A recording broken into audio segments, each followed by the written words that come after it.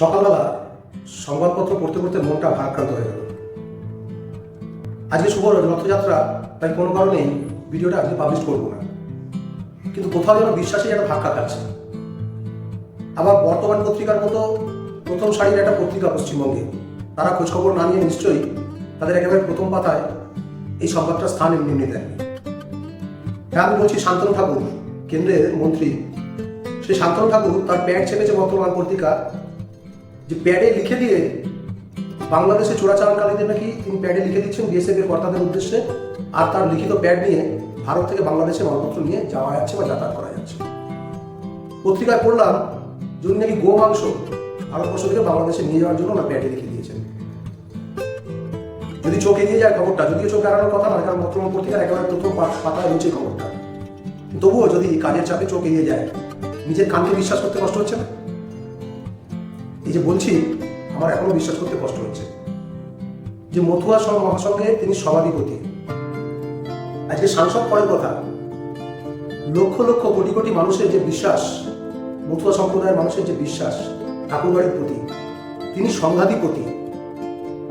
এটা তার প্রথম পরিচয়। এই পরিচয়ের কারণে তার নির্বাচনে দাঁড়ানো, নির্বাচনে জেতা, জিতে এমপি হওয়া, মন্ত্রী হওয়া, সমস্ত কিছু ওনার উপর ভিত্তি করে।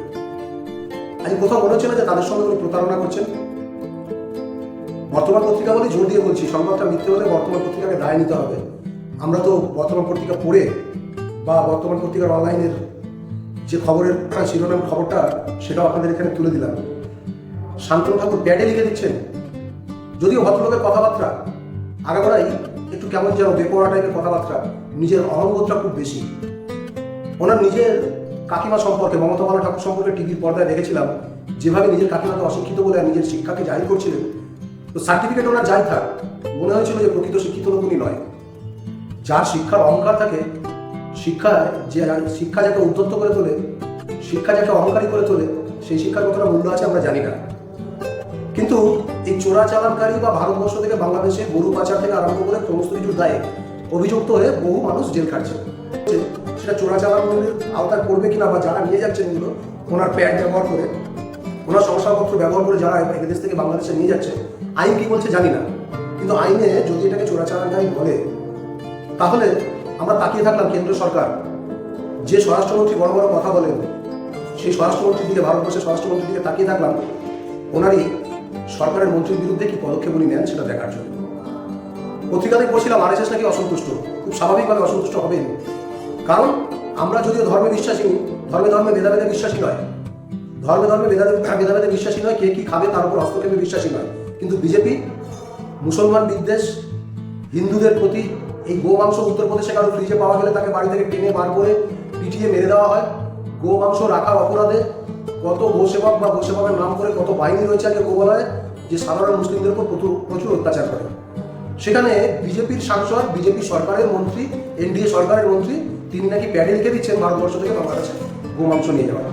ঠিক শান্তনু ঠাকুর, আপনার শিক্ষা, আপনার ধর্ম, লজ্জায় এই বাংলার মানুষ হিসেবে আমাদের মাথা নিচু হয়ে যাচ্ছে। হতে পারেন আপনি বিজেপির সাংসদ, হতে পারেন আপনি এনডিএর মন্ত্রী, কিন্তু আপনি এই বাংলার মানুষ।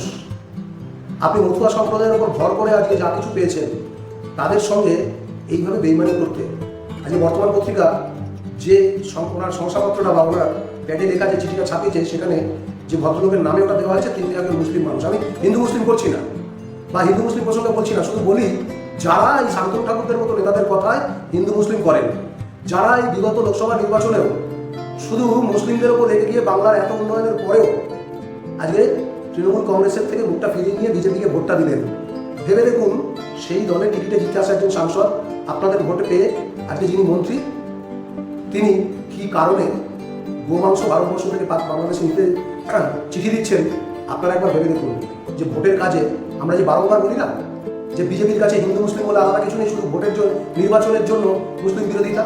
আজকে নরেন্দ্র মোদী থেকে আরম্ভ করে আমাদের সম্মানীয় প্রধানমন্ত্রী নরেন্দ্র মোদী, স্বরাষ্ট্রমন্ত্রী অমিত শাহ থেকে আরম্ভ করে বিজেপির প্রত্যেক নেতা যে মুসলমান বিরোধী কথা বলেন, শুধু রাজনৈতিক কারণে বলেন, শুধু ভোটটুকু পাওয়ার জন্য বলেন।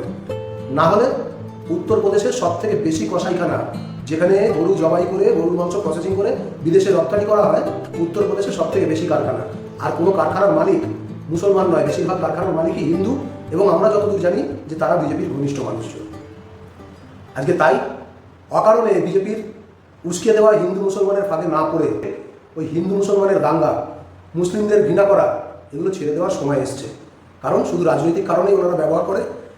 আরও একবার কেন্দ্রীয় সরকার, কেন্দ্র সরকারের স্বরাষ্ট্রমন্ত্রী, প্রধানমন্ত্রী সহ সমস্ত বিজেপি নেতৃত্বের দিকে চেয়ে থাকলাম যে শান্তনু ঠাকুরের বিরুদ্ধে বর্তমান পত্রিকা যেটা লিখেছে, এই লেখায় যদি সত্যতা থাকে, আগামী দিনে শান্তনু ঠাকুরের বিরুদ্ধে কী ব্যবস্থা বিজেপি রাজনৈতিক দল হিসেবে নেয়, কেন্দ্র সরকার সরকারি পদক্ষেপ নেয়, আমরা তাকিয়ে থাকলাম।